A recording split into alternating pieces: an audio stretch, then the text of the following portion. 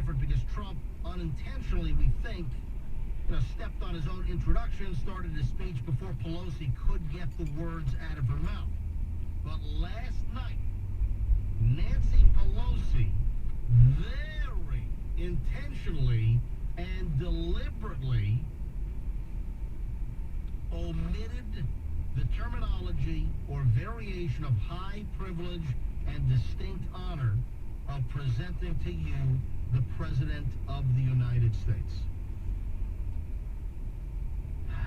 This was deliberate. This was absolutely deliberate. In fact, I want you to hear the audio. And again, I think Nancy Pelosi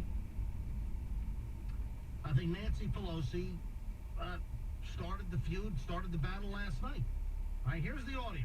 Here's Nancy Pelosi and the omission heard around the world. Members of Congress, the President of the United States.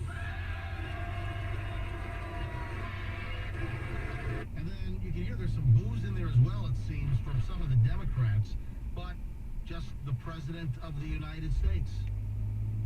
No high privilege and distinct honor. So there's Nancy Pelosi.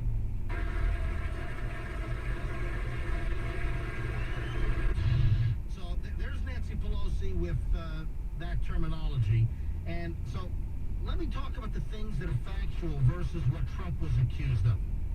First of all, fact, Nancy Pelosi did not give the President of the United States, regardless of party, did not give him the proper introduction.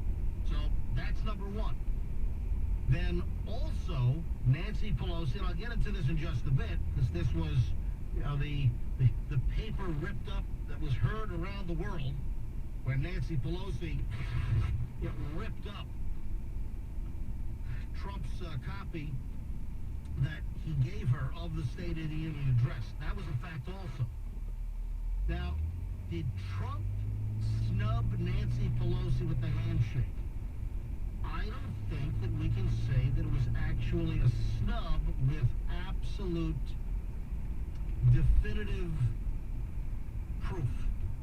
Why? Because Nancy Pelosi received the documentation, and then it appeared that her hand came from underneath to try to extend to the president to shake, but Trump had already began the turn. And it would seem to me, from the angle that I saw this, from the camera angle, that it is completely possible